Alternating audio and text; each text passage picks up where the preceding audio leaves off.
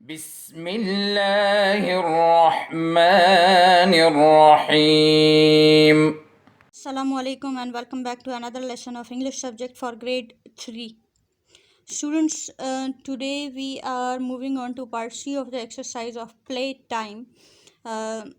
We had done part B yesterday, and in that we had done two match the columns. In one match the column we matched the words meanings, and in the other match the column we completed the phrases.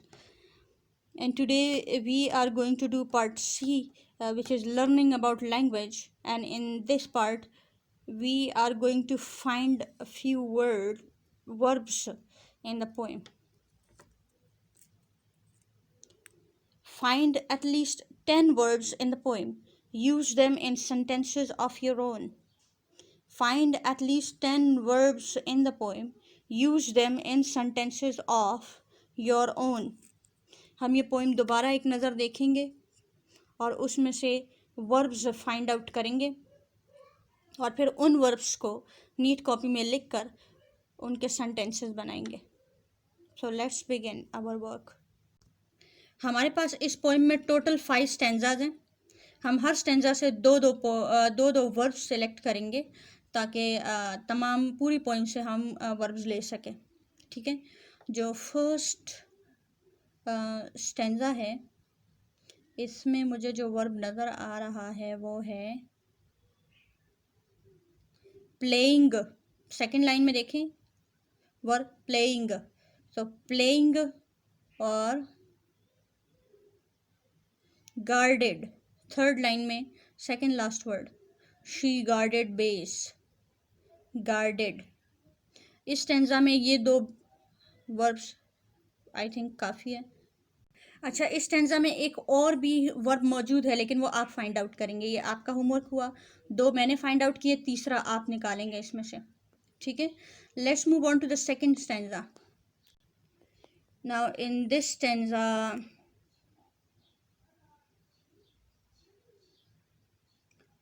Snoozing, snoozing और crept. बहुत सारे verbs इस stanza में मौजूद है लेकिन हम उनमें से मैंने इन दो को सिलेक्ट किया है, स्नूजिंग और क्रेप्ट. और आपने बाकी वर्ब्स इसमें से फाइंड आउट करके बताने हैं. ठीक है.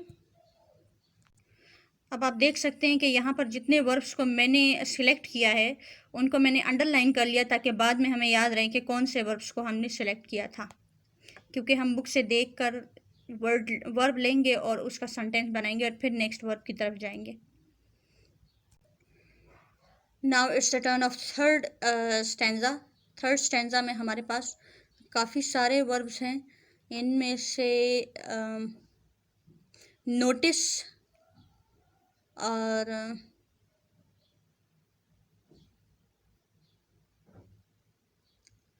और कौन सा वाला आपको सही लगता है, स्क्रीम्ड. अच्छा, फर्स्ट एंड लास्ट लाइन के मैंने सेलेक्ट किए. अब इनमें से काफ़ी सारे वर्ब्स हैं, मैं इनको देख रही हूँ. ग्रैब्ड है, कैप्चर्ड है, ओपनिंग है, रीच्ड है, काफ़ी सारे हैं. होल्ड, ठीक है, टुक भी है इसमें वर्ब. येल, काफ़ी सारे वर्ब्स इस एक स्टैंजा में मौजूद है लेकिन मैंने फर्स्ट और लास्ट लाइन के दो वर्ड्स सिलेक्ट किए, नोटिस और स्क्रीम्ड. और कौन सा ये जो फोर्थ स्टैंजा है इसमें कौन कौन से आपको वर्ड्स नज़र आ रहे हैं?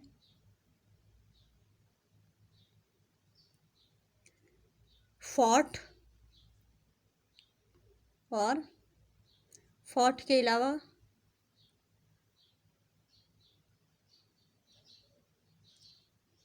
स्केप. स्केप. अच्छा, स्टार्टेड भी है इसमें, फ्लू भी है. ऐसा नहीं है कि यहाँ पर यही दो वर्ड्स थे और मुझे मतलब कोई और चॉइस नहीं है. काफ़ी सारे वर्ब्स यहाँ. फाइट भी है. फाइट भी वर्ब के तौर पे हम यूज़ कर सकते हैं. यहाँ वैसे नाउन के तौर पे है लेकिन आप इसको वर्ब के तौर पे यूज़ कर सकते हैं. ठीक है. Fight, fail. ओके, कौन सा वर्ब हम इसमें से सिलेक्ट करने वाले हैं? एक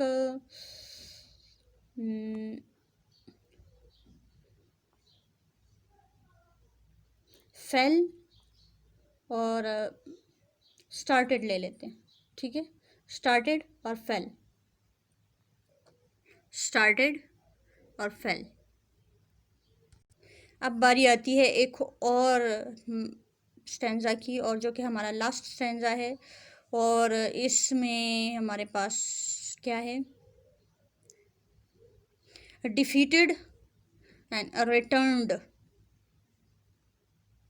या फिर हम मंच्ड लिख सकते हैं, मंच्ड,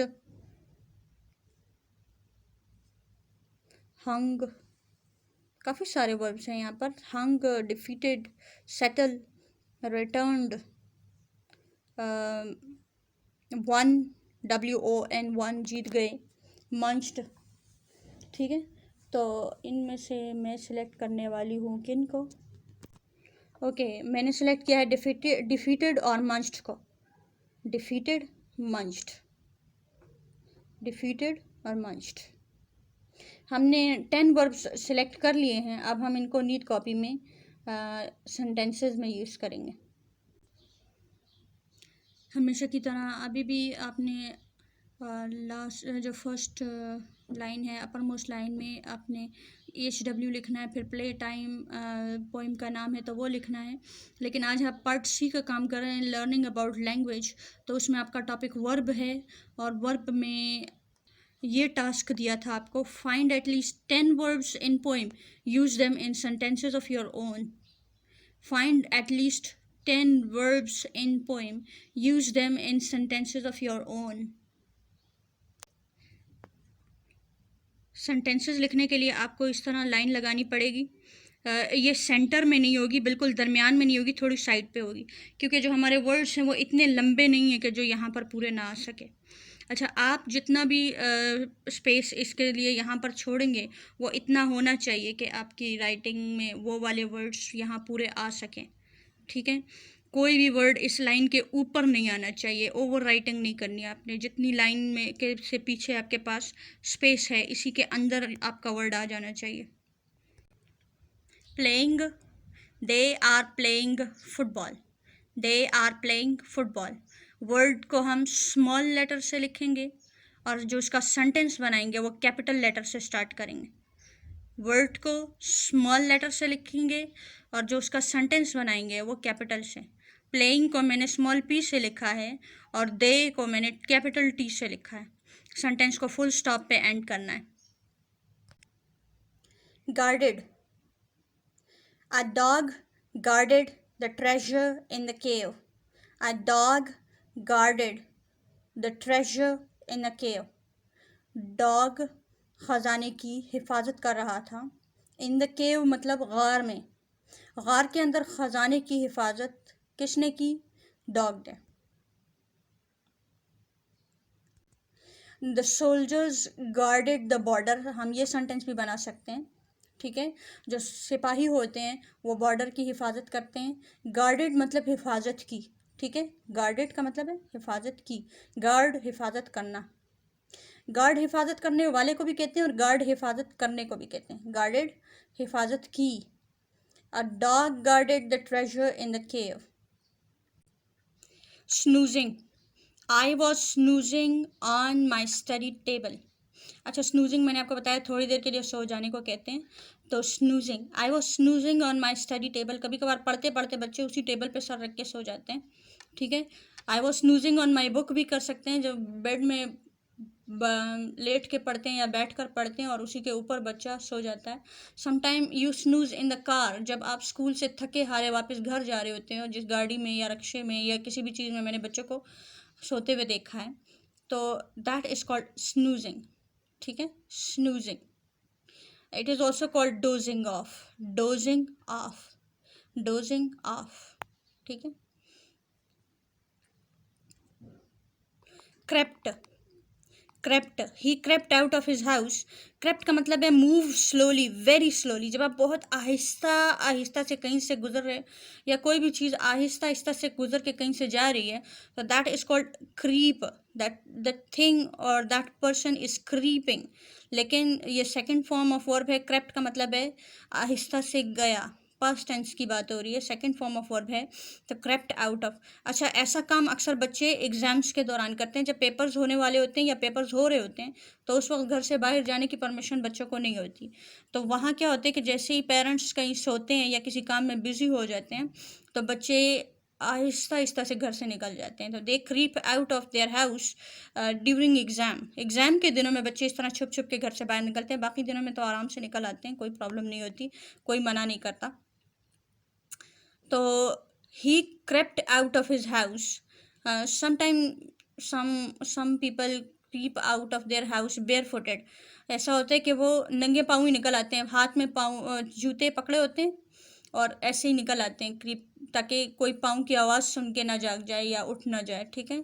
तो ही crept out of his house barefooted आप लिख सकते हैं, barefooted, या मैं लिख देती हूँ यहाँ पे barefooted ताकि आपको स्पेलिंग का पता चल जाए। Notice. I did not notice his sad expressions.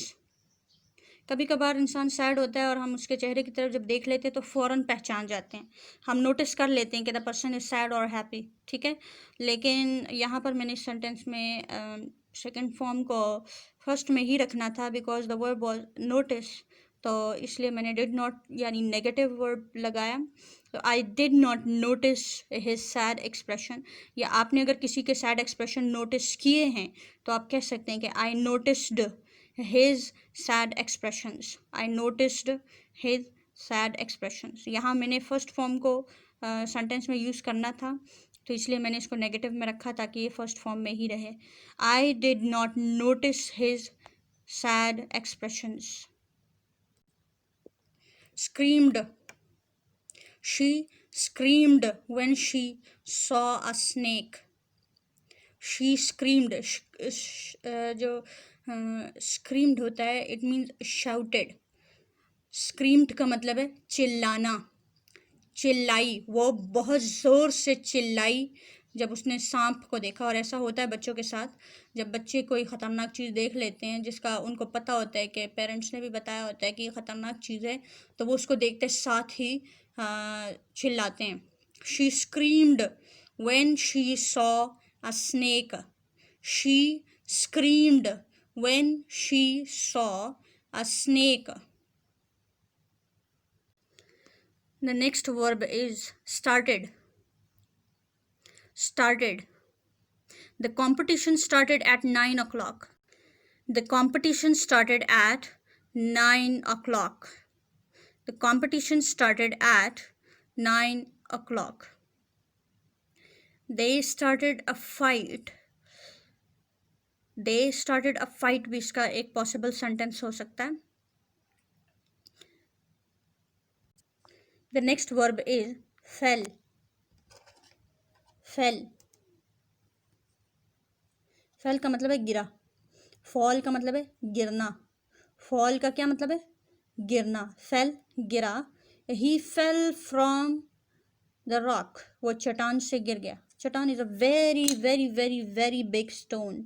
एक बहुत बड़ा पत्थर। आपने देखा होगा समंदर के किनारे बहुत बड़े रॉक्स होते हैं जिसके ऊपर बैठकर लोग तस्वीरें खिंचवाते हैं, ठीक है।